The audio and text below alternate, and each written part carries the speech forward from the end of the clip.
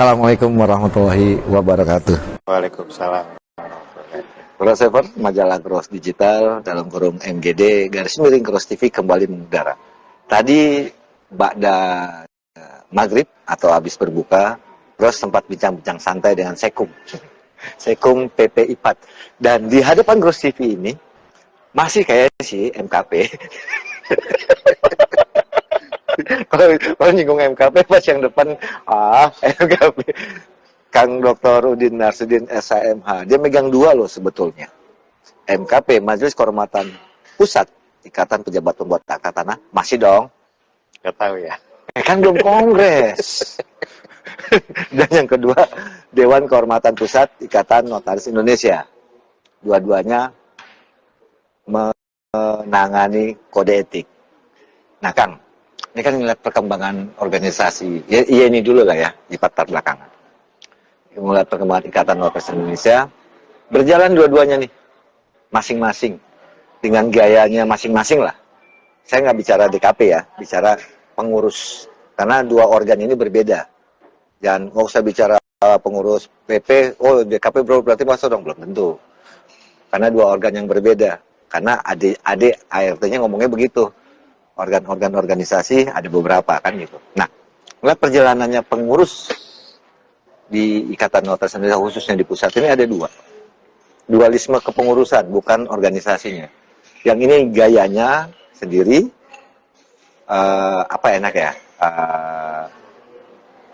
Kongres, yang ini KLB.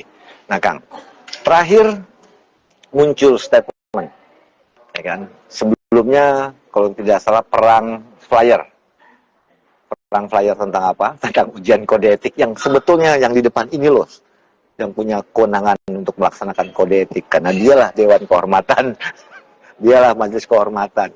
Bukannya kewenangan PP ya sebenarnya. Kewenangan PP bukan? Nah, belum. Ya pengurus. Pengurus, bukan DKP. Pengurus itu termasuk DKP. Loh, kok bukannya beda? Enggak, maksudnya dalam konteks penegakan kode etik. Pelaksanaan kode etik. Oh, pelaksanaannya. Tapi untuk untuk mengurusan kode Ya, etiknya kalau ujian kode etik ya tetap pengurus dengan DKP. kerjasama. Nanti tolong dijelaskan biar nggak salah paham. Nah Kang, setelah perang player kemudian muncul statement menarik keras dan tanda petik membuat heboh jagat negara Konoha. Uken pemerasan ilegal. Uken apa sih? Penipuan. Uken macam-macam lah. Itu bukan hanya di kalangan notaris tapi di umum loh. Bahkan di notaris baru. Itu yang pertama, pertanyaan pertama. Pertanyaan keduanya, saya sambungin aja langsung yang ke Bandung. Selesai pelaksanaan UKN, muncul lagi statement. Balikin duit tuh. Uang apa? UKN. Karena itu tidak sah, itu ilegal, itu tidak ada dasar. Pertanyaan ketiganya, loh, di undang-undang nggak dijelaskan pelaksananya siapa menurut versi sebelah pihak ketiga.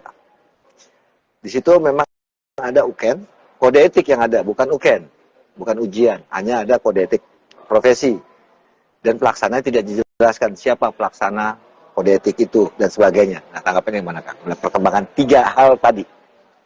Ya, nyapa dulu dong. Assalamualaikum warahmatullahi wabarakatuh, salam sehat ya. Ya, karena diborong pertanyaannya. Ya. Pertama, memang statement dirjen tersebut sebetulnya ya terlalu berlebihan lah ya. Oke.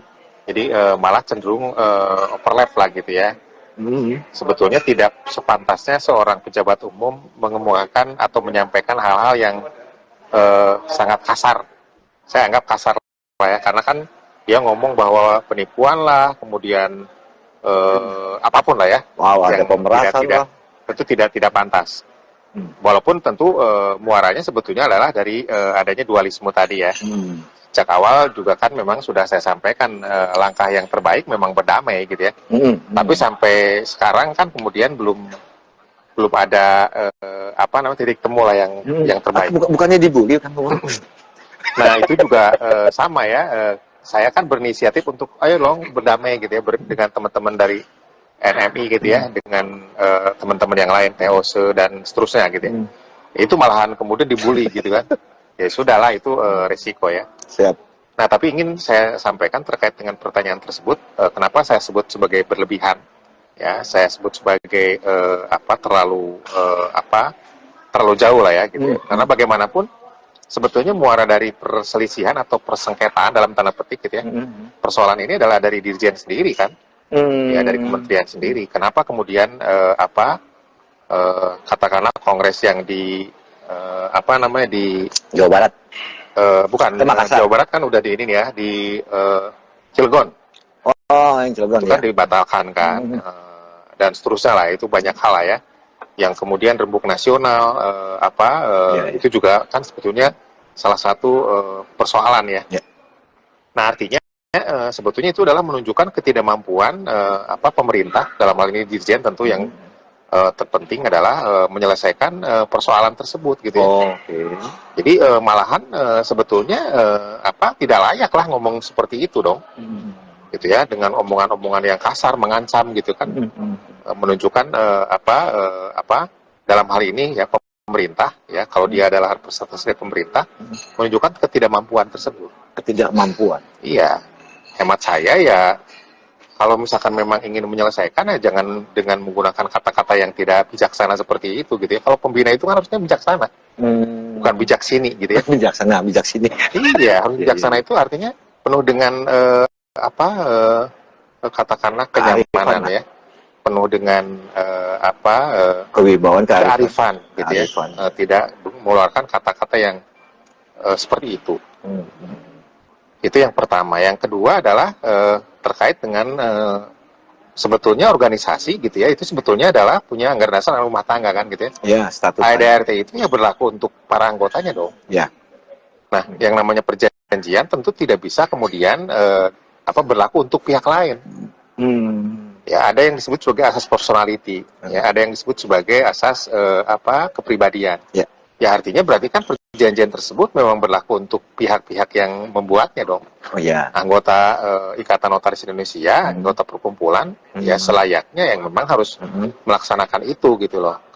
Jangan sampai ada yang mencampuri gitu kan pihak lain. Even itu adalah pemerintah gitu loh. Karena bagaimanapun kebebasan berkumpul dan berserikat itu kan sebetulnya dijamin oleh Undang-Undang Dasar, Konstitusi. Jadi sebetulnya dengan kemudian dia mengobrak-abrik dalam tanda petik Ikatan Notaris Indonesia, menunjukkan bahwa sebetulnya dia adalah melanggar konstitusi dong. Itu yang kedua. Yang ketiga adalah kalau disebutkan bahwa anggaran dasar, anggaran rumah tangga atau kode etik ya terusus tidak diatur dalam UJN, sebetulnya itu salah besar. Ya, kita lihat misalkan di dalam pasal 4 ya disebutkan bahwa notaris itu harus tunduk ya dan taat kepada kode etik. Pasal 82 ya yang namanya organisasi notaris itu diatur juga. Ada kode etik. Ya, sementara pengawasan pembinaan terhadap organisasi memang sebetulnya kan akan diatur melalui permen. Ya, pasal 84 ayat 5. Tapi kan belum ada permennya. Ya, berarti kan langkah pemerintah kemudian dalam tanda petik memberikan statement seperti itu ya tidak pada tempatnya dong. Apalagi kalau kemudian kita lihat di dalam pasal 83-nya kan kode etik oleh organisasi dong. Oleh Ikatan Notaris Indonesia. Berikutnya juga di dalam Permen Kumham 2009 kalau tidak salah ya. 2019. Disebutkan memang kemudian untuk pengangkatan seorang notaris itu harus ada sertifikatnya kan, ada bukti bahwa memang sudah melakukan atau mengadakan ujian kode etik, lulus ujian kode etik yang diselenggarakan oleh organisasi. Organisasi mana ya? Notaris tentu ya.